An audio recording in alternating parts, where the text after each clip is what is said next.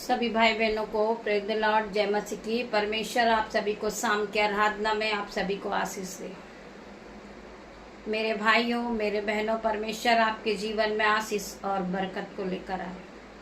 मेरे भाई, मेरे बहन, आज का विषय है कि हमारे जीवन में दुख क्यों आ रहा है। बहुत से लोग कहते हैं कि हमारे जीवन में दुख क्यों आ रहा, हम प्रार्थना कर रहे, फास्टिंग कर रहे, फिर भी हमारे जीवन में दुख ही दुख है। परमेश्वर का वचन कहता है कि रात जितनी काली होगी उतने तारे चमकने लगेंगे, और दुख जितना गहरा होगा आप परमेश्वर के उतने ही करीब होंगे। मेरे भाइयों, मेरे बहनों, उसी प्रकार हमारे जीवन में बहुत से दुख आते हैं, कलेश आता है, और शैतान हमारे जीवन में बहुत सी गड़बड़ी को डालता है कि हम परमेश्वर के वचन को छोड़ दें, हम प्रार्थना नहीं करें और हम बाइबल को नहीं पढ़ सके, क्योंकि वो हमें इस तरह कर देता है कि हमारे यहाँ हेडक होगा या हमारा मन घबराएगा कि हम प्रभु के वचन को नहीं पढ़ सकते। क्योंकि उसको इस बात का पता है कि जब हम प्रभु के वचन को पढ़ेंगे, परमेश्वर से प्रार्थना करेंगे, तो शैतान उसी घड़ी जल जाएगा, उसकी चाल उसी समय कैंसल आउट हो जाएगी in the name of Jesus. So शैतान यही ताक में लगा रहता है कि आपके मुंह से प्रभु के वचन निकले, और वो उस वचन को चुराने की ताक में बैठता है। परंतु वो बड़ा परमेश्वर है, वो आपके जीवन में काम करने वाला परमेश्वर है। हमारे जीवन में चाहे दुख आए, कलेश आए, परंतु फिर भी हम परमेश्वर को नहीं छोड़ेंगे। हम परमेश्वर को याद करना नहीं छोड़ेंगे, हम परमेश्वर के साथ चलेंगे मेरे भाई, मेरे बहन। क्योंकि हमें छोटे से दुख से नहीं डरना है, ये अपने जीवन में होता ही रहता है। मेरे भाई, मेरे बहन, परमेश्वर का वचन कहता है तीमुथियुस के 1:7 वचन में, क्योंकि परमेश्वर ने हमें भय की नहीं पर सामर्थ और प्रेम और धीरज और संयम की आत्मा दी है। तो हमें धीरज रखना है। चाहे आज हमारे जीवन में फीवर आ रहा है, हमसे खड़े नहीं होते बन रहा, परंतु फिर भी परमेश्वर हमें सामर्थ देगा, संयम देगा, परमेश्वर हमें पवित्र आत्मा से भरेगा। मेरे भाई, मेरे बहन, आपको डरने की जरूरत नहीं है। आपके जीवन में दुख है, आप बीमार हो, आपके पास बोलने की शक्ति नहीं है, परंतु पवित्र आत्मा आपकी ओर से बोलेगा। मेरे भाई, मेरे बहन, परमेश्वर आपको ब्लेस करेंगे, परमेश्वर आपको चंगा करेंगे। मेरे भाई, मेरे बहन, नीति वचन 70 के 28 वचन में क्या लिखा है?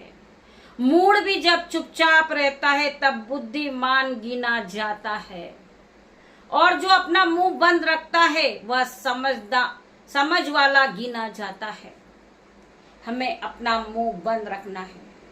हमारे मुंह से हमें उलटफेर की बातें नहीं करना है कि परमेश्वर ने हमें दुख दिया है, तकलीफें दी है, गरीबी दी है, परमेश्वर ने हमें बीमारी दी है। जब हम चुप रहते हैं और परमेश्वर की आराधना करते हैं और हर एक बात के लिए हम परमेश्वर का धन्यवाद करते हैं, परमेश्वर हमें उठा के फिर से खड़ा करता है, परमेश्वर हमें फिर से चंगा करता है। हम बीमार हैं, परंतु परमेश्वर हमारे जीवन में काम कर रहे हैं। परमेश्वर ने हमें उठा के खड़ा किया है। मेरे भाई, मेरे बहन, हम परमेश्वर का धन्यवाद करते जाएं और परमेश्वर को धन्यवाद देते जाएं। मेरे भाई, मेरे बहन, क्योंकि वही एकमात्र शक्ति है जो हमें बचाने वाला परमेश्वर है। मेरे भाइयों, मेरे बहनों, परमेश्वर हमें बचाने वाला परमेश्वर है। वचन में लिखा है मत्ती 24 के 13 वचन में, परंतु जो अनंत तक धीरज धरे रहेगा उसी का उद्धार होगा।